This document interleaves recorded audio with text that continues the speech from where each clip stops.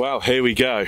Welcome to what is probably my favourite lake in France. I absolutely love it here. Fished here maybe 4 nights in total on 2 separate trips. Caught some wonderful carp. There's still some wonderful carp in here that I'd love to catch. And it's my first fish of the year. I decided to come out here for a very nice solo trip. I'll explain a little bit more about what I'm doing, why I've come back here, all that sort of stuff. Right now, everything's sorted. I've got 4 rods rigged up, ready to go. I want to go out, find some spots and get rods in the water. Got here maybe an hour and a half ago, and yeah, I want to get fishing before it gets too dark. So that's the plan. It's been a long winter, finally spring's here. We can do some proper carp fishing. Let's go. I'm going to go out, I'm going to find 4 spots, which you can fish with 4 rods in France. What I'm going to do is I'm going to put H blocks or markers down on every single spot, and then the last spot I'm going to drop this rod, then come back and I can easily drop the remaining 3. That's the plan. We've got a bit of an annoying crosswind coming in. It could make things a little bit trickier than we want in terms of using the boat, but I'm sure we'll manage. Right, let's get to this.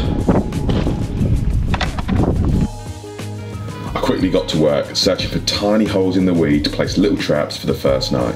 With the heavy wind and huge amounts of weed, it was proving to be really difficult. With the use of a deeper echo and an underwater camera, I eventually managed to find 4 spots for my rods and was feeling hopeful of a bite as I went into the first night.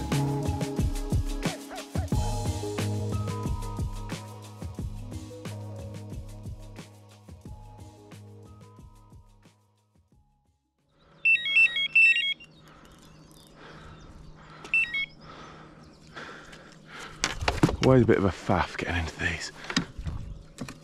You've got a fish on the end.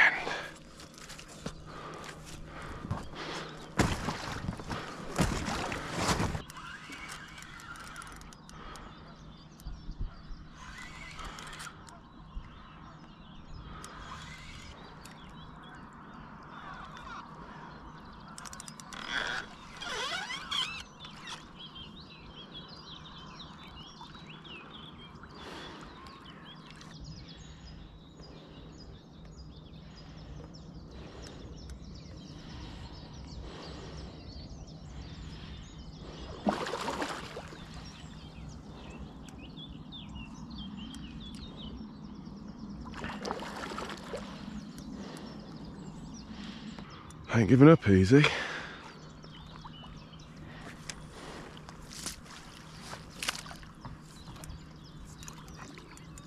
There we go.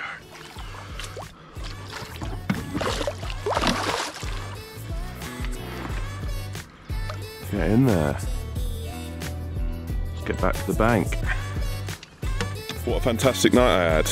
Ended on 3 fish. Biggest was maybe 33, 34 pounds. Nothing massive, but they're all on different spots. So 3 of the 4 spots I know are doing bites, I know I'm presented on, and that was my biggest stress going to bed last night, was that how well am I fishing? Were the spots amazing? I mean, you can't tell from now because look how clear and beautiful that lake is, but yesterday with that wind hacking in, it was really hard to find those little holes in the weed. But we found them, 3 of them at least, and they've done bites. I'm going to re-drop the rod that's just gone this morning, come back and show you the fish.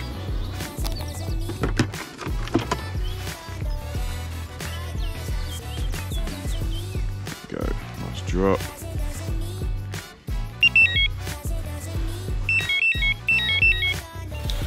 Okay, so this is the one that you just saw me land from this morning. Very typical for the fishing here. There's a lot of commons between sort of 20 and 30 pounds. There's a river next door, and I think a lot of them come in from the river, either moved by the locals or when the floods happen they move across. But yeah, they are really beautiful commons. I'm more of a mirror man, but that is a great fish. I'm pretty sure this is the smallest one, so get a few pics, get the big ones out for you. It's really cool to see on the sack, I've got all this little caddis larvae. No wonder this lake can support so many fish, and just gravel pits in general produce such big carp. It's because there's so many naturals in there. Right, this one's the second biggest. Middle one, let's go up in weight size, save the biggest till last. Another beautiful common. Another one of them caddises. Oh, yeah, there we go. Really nice fish, 30 pounds, something like that. What a great start to the trip. He's very angry, I can feel it. Right, let's get him back and get the big one. Oh, it's wet, it's cold, but we're having a good time because we're catching carp. This was the first one I had, and it was the biggest. Epic boat battle. Went out to it around 1 o'clock, really getting stuck in the big weed beds that are a bit of a problem to fish here effectively. Thankfully he popped up. And yeah, he's another beautiful one. Much longer than the last one you saw. It's not quite as thick. Similar sort of size, I'd say. 30 pound, mid 30, something like that. There we go, check him out. What a wonderful carp. Great start, 12 hours of fishing, 3 fish. I think we're gonna catch quite a few here. Once we've got this one back, I'll explain a little bit of why we're here, what we're after, what the plan is. But for now, gonna enjoy the chaos of all the bites, slip this one back, have a coffee, and then crack on with some work. But yeah, come on, love it. Thank you, mate. Okay, so now's probably a good time to explain a little bit about the lake, what I'm doing here, what I'm hoping to catch. So I've fished here twice before, 2 night sessions both times, with Jim Shelley the first time and Jacob the second time. Caught loads and loads of fish. The second time was much more productive.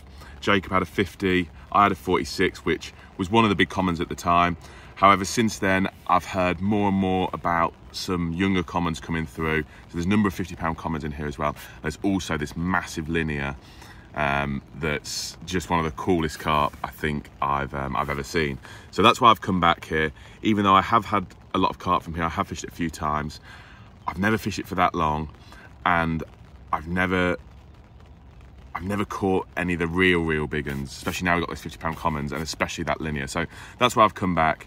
It'll probably be one of the last times I do fish here, so I'm gonna give it a decent length of time. I'm over in France for about a week, so we might do a full week here, or we might just do sort of 5-6 days and then move somewhere else, but we'll see, we'll play it by ear.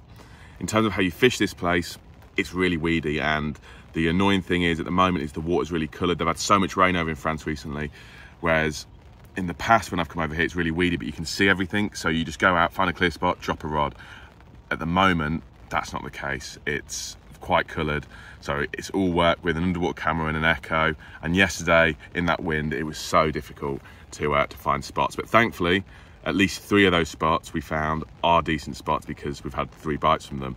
At the moment I'm hiding in the hide away from the rain. Look at the birds that shat on the back of my bivvy there. That's pretty annoying. Yeah, I'm gonna hide away from the rain a little bit. The weather's not great. It's pretty cold. I mean, we had hail yesterday, but we're still catching fish, so that's the main thing. If we can catch this trip, one of the big commons, I think there's 3 or 4 around 50 pound, or that linear would be the big prize. But right now, it's just nice to be back out in Europe again, fishing after sort of 4 months off. So yeah, gonna make myself a coffee and yeah, hide away from this rain.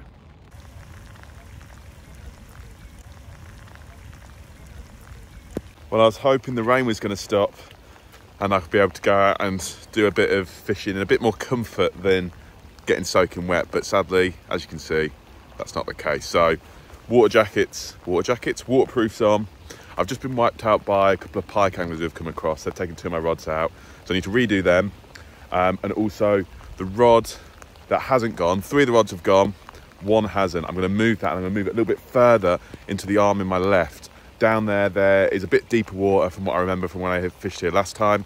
And this morning I saw a couple of fish show down there, and I think with the weather being so cold, even though it is spring, they're not chasing the shallows just yet, especially today with no sun coming out. I'm gonna put 1 down there, find a spot. It's a lot calmer, as you can see, so much calmer today, so it was a lot easier to find those little holes in the weed I was talking about. That's the plan. Let's get to it.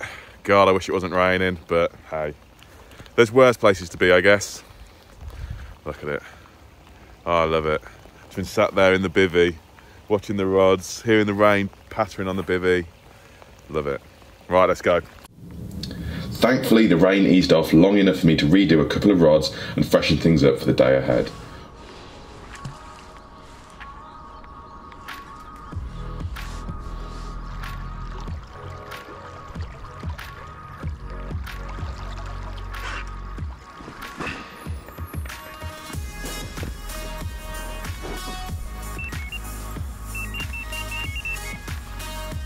All 4 rods were fishing again, and I got back into the bivvy as the rain began to fall once more.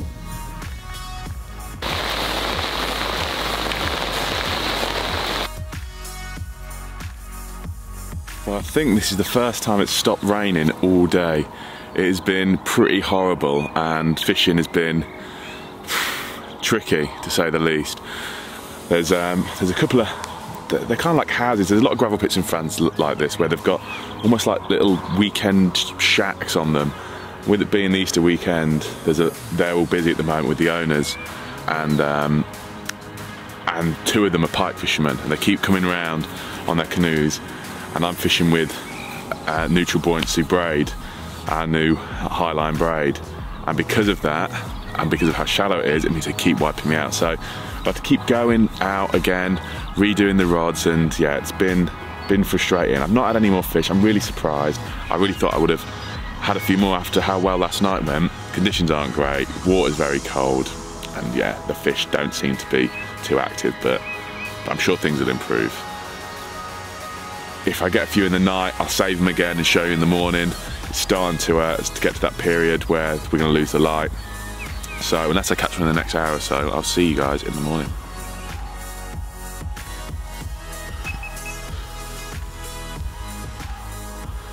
Fish on. Despite a quiet night, I did receive a take at first light. I motored out to the fish, reeling as I went to pick up the slack line. I soon met up to the weight of the fish and could see that it was attached to a large common.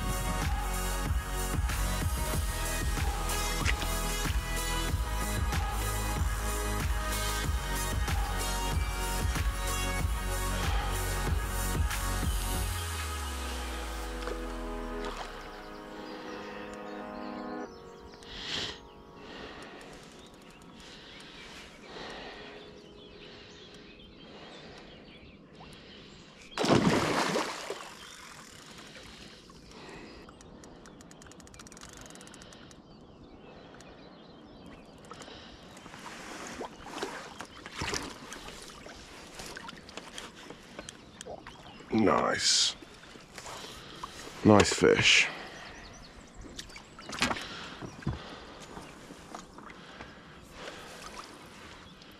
Right, after a very quiet night, the only thing biting last night were mosquitoes, would you believe? Had loads of mosquitoes all night biting me, being very, very annoying. Yeah, woke up this morning at first light, a bit confused, didn't really know what was going on. Trying to come up with a plan. And then one of the rods pulled up, and it's a bigger one. First 40 pound of the year for me. 40 pound, 8 ounces. Beautiful fish. Oh, look at him. Cool little molted tail, lovely mouth on him. Mega old carp. And yeah, it's turned what was a very disappointing morning into a massively, massively enjoyable one.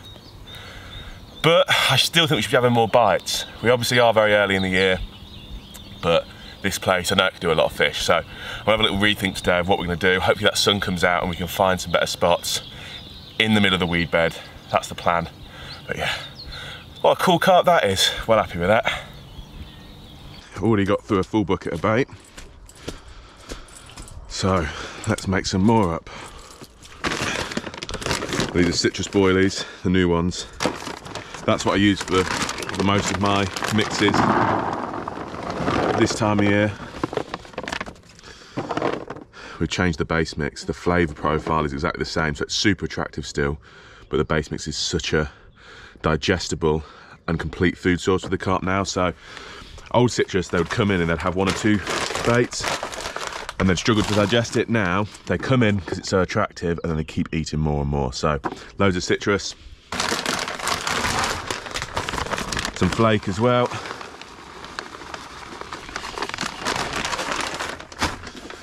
Already hemp. I do love hemp. I think it's just such a good attractant. It keeps on the spot for ages. Large seed mix. Some bigger food items. I don't want to go just loads of small particle in terms of particle. I like having the bigger particle in there as well, especially because of this yellow. This corn, it just gives you a a nice hook bait colour option with the yellow citrus.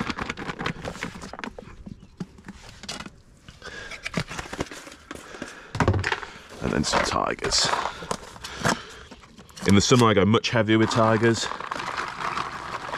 but in the colder months and when it's warming up, I don't go as crazy because I just feel they can spend too long chewing them up basically. Whereas in the summer they seem to just ravage through them. And that's the mix.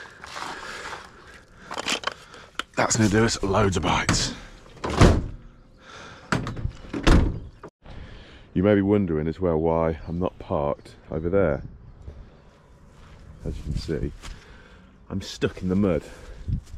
I mean, I nearly got all the way from England to the lake, to the exact time I wanted. I stopped short, got stuck in the mud. But we'll deal with that when we leave. Hopefully it stops raining, it dries out a little bit. But yeah, I was just about 30 foot short there. Oh well, we nearly made it. Right, back to fishing.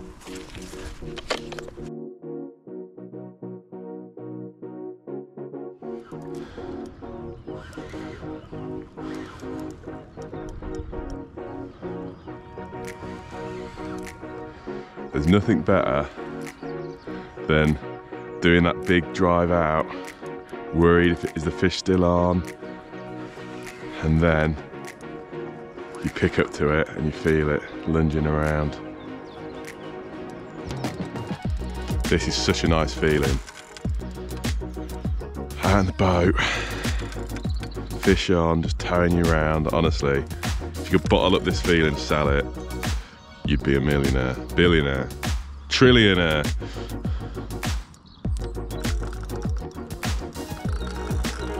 Look at that. Oh, braid is something else to play in as well. Look at me. It's like I'm on full speed on the motor. That's how quick it's towing me.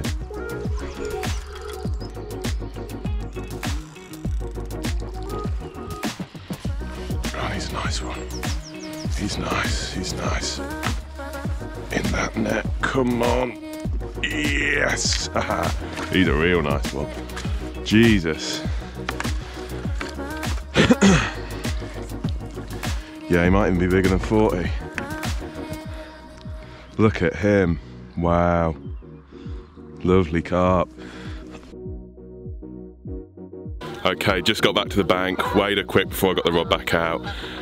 53 pounds, come on, that's one of the real big ones, possibly even the biggest. It's not one I recognise, but that sort of weight is the biggest that they'll be. Yeah, so happy with that. Like I said, that's what I wanted. I wanted one of the 50-pound commons. If you can get the linear as well, that'd be nice. So at least we caught one of the 50-pound commons. Yes, what a great battle it was as well. Right, gonna redo the rod, come back, then we'll do the fish.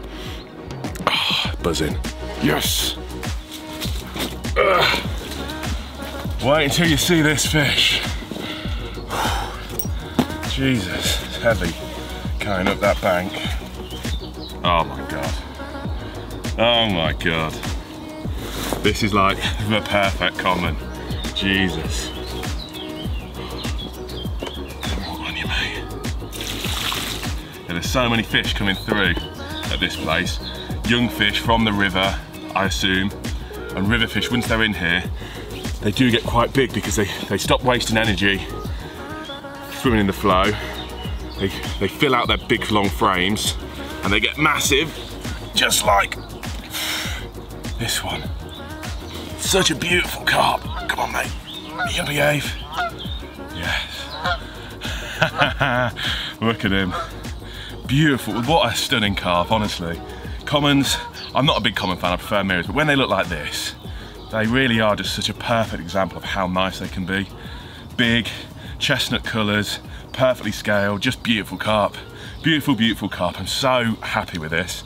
Like I said, I wanted one of these big commons.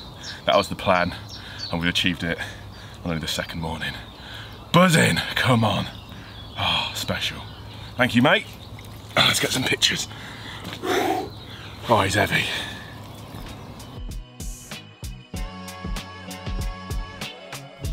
After the 2 large commons that morning, I was feeling elated. With 2 rods out of action, I quickly got to work getting them back on the spot, hoping that I'd be able to entice a further bite. Not long after returning to the bank, all hell broke loose. I managed a number of bites over the coming few hours, landing 2 really nice fish. The first was a lovely upper 30 mirror before ending the day on a really special one. A £47 common was my final reward of what had been an incredible day of angling. I couldn't quite believe the number of big fish that I've been lucky enough to catch today.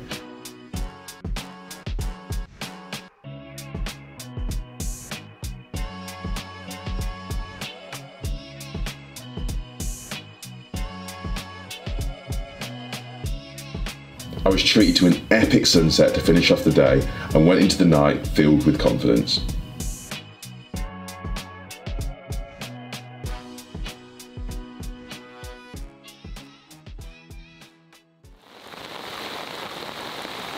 Well, I'm condemned to the bivvy a bit at the moment. As you can hear, it's raining again. God, it's rained so much this trip. Nothing in the night after yesterday's crazy day. I was quite surprised, but I wasn't too disappointed because having to go out in this rain, it has rained all night, would have been so much fun. We've got one more day. We're going to go back tomorrow. I'm going to see what happens today. Can we catch that Lynn? Who knows? I'm not holding out much hope, but what a trip we've had. So many big carp. Yeah, really happy with how it's gone. But we've still got 24 hours to go. Maybe longer if I can't get my van out as well. That's something I need to think about.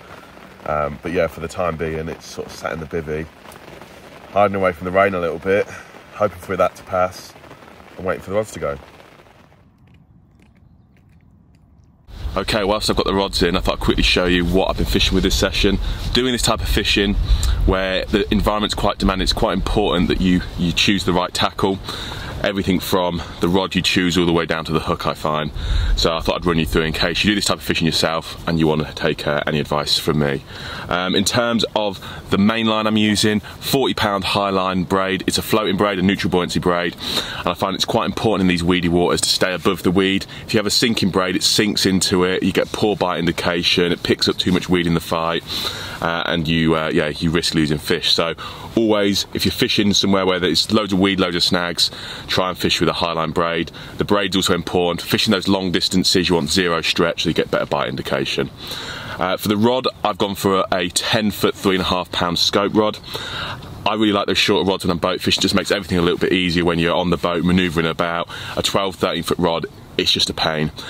I've gone quite heavy with a test curve, 3.5-pound. It just comes in handy when you're in those situations with big carp, in weed, in snags, and you want to give them a little bit of the butt. If I was going down to a 9-foot, I would probably go for 3.25-pound, just because that little bit shorter rod, the tip's a little bit less forgiving, and because I'm fishing with braid, you want to have that little bit more of forgiveness in the tip when you're fishing with an even shorter rod. With a 10-foot, you can get away with 3.5, but a 9-foot, I like to go down to 3.25-pound. That's just because I'm fishing with braid. If I was fishing with mono, I wouldn't care, but with braid, because there's no stretch, you want that little bit of cushion. That moves on quite nicely to my leader. Now, for my leader, I will always use a fused leader. Now, these are excellent because they're so stretchy. They're only 1 metre long, but the material that they're made of, I think it's quite a thick monofilament, something like that, I'm not too sure, but it adds that bit of stretch, and I tell you what, it's a slept on piece of tackle. I think it's excellent. I use it loads. I tell all the boys in the office to use it all the time. No one ever really listens to me, but if you're fishing with braid and you don't want to fish with a massive length of mono snag leader, a really horrible material sometimes, it's got a lot of memory and it can get all tangly, and I'll only ever use that if I'm fishing up against savage rocks or timber in the lumber in the water, where I think it's quite important to have that extra bit of abrasion resistance. But when that's not the case, yeah, fused leaders, get on them, honestly. That's one of my top tips. Nice big lead, 10-ounce lead, down to 20-pound fluoro link on a lead clip for my boom section of my slip Ronnie. I've recently moved over to fishing with fluoro link, and I've got to tell you, I think it's a much better material than what I was using in the past. It's invisible, kicks away really nicely, resets really nicely. I think it's an excellent hooking material, and I've only moved over recently, but that's what I'm going to stick to moving forward. The hook I go for is a size 6 floater claw. This is a situation where perhaps I'd go to a size 6 claw. Maybe in a month's time, if I was fishing here and the weed's that little bit thicker, I would. But at the moment, I think I can get away with a size 6 floater claw. I prefer the floater claw because it's that thinner wire gauge. It's a lot sharper, and I find that they hook fish better, much better a size 6 floater claw. However, sometimes if you feel like you need to give them that extra little bit, then going up to a size 6 claw or even a size 5 claw is something that I will do. But in this situation, yeah, size 6 floater claw is doing me fine. And then the hook bait, 15mm citrus pop-up, juiced up with the cloud juice as well. That's been soaking in that for maybe 3-4 months. If I could pick one hook bait for the rest of my life, it would be these yellow citrus pop-ups. I think they're excellent. They're accounted for so many fish for me in the past year and a half where I've been testing them. They're in stock now. Go out and get them because you won't regret it. They are such a fantastic hook bait. That's pretty much everything. The only other thing to talk about is, one thing that I do is I will fish at the top of the leader. I'll put a little tungsten bead, and this allows me to fish a back lead almost like a flying back lead. You don't really get flying back leads anymore. I don't see many people using them. But it's kind of that principle. So it will stop there on the top of the leader, and what this does is it just pins everything down. Where you're fishing these long distances and you need that bite indication, you fish with quite a tight line, and therefore normally, especially in these little holes in the weed, you might have your leader coming straight up like that. By fishing with this back lead, it at least pins the leader down, and then the line comes up from the back lead. It's something I've started doing in the past 18 months, and I really think it helps with concealment. So that's another tip that I'd recommend doing if you're in this type of situation. When you're fishing those little spots in the weed, by having everything pinned down in that actual spot, I think it does help. So yeah, that's the setup. It's pretty much what I'll always use in these sort of circumstances. I never really shy away from it too much, besides little tweaks here and there. But I've got so much faith in it. It's done me so many fish in the past, and hopefully it's going to do me a couple more. So let's get these rods out and get fishing. Come on. Oh. I had less than 24 hours to go and wanted to make things count to ensure that I ended on a carp. I redid all 4 rods, doing my absolute best to place them perfectly in the little holes in the weed. I topped up the spots with more of my citrus mix before getting back to the bank as the rain began to fall once more.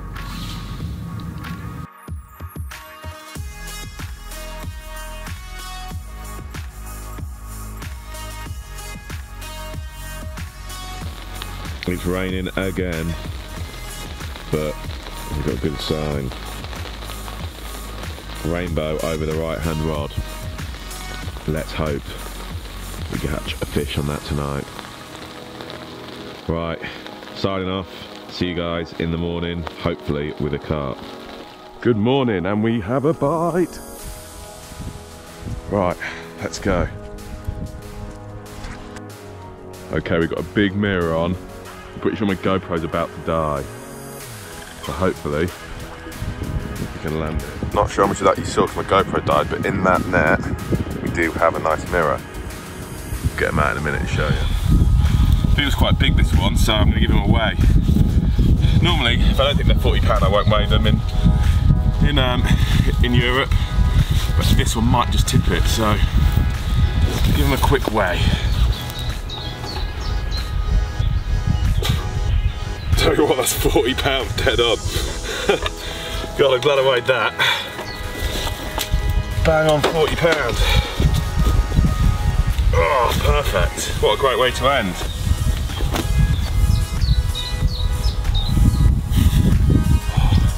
There we go. Feels like 40. Lovely chunky mirror to end the session. It's been a really weird one, feast and famine for sure. 1 minute, can't keep your rod in the water, the next one is really scratching for a bite. I'm glad we finished with a bite. I'm glad we finished with a really nice one. Thanks for watching, guys. Let's get him back and then get that van out of the mud. That's the next big task. I'm looking at it now and it looks very stuck, so I'll let you know how I get on with that. But yes, what a wonderful carp, wicked trip, fantastic. Oh.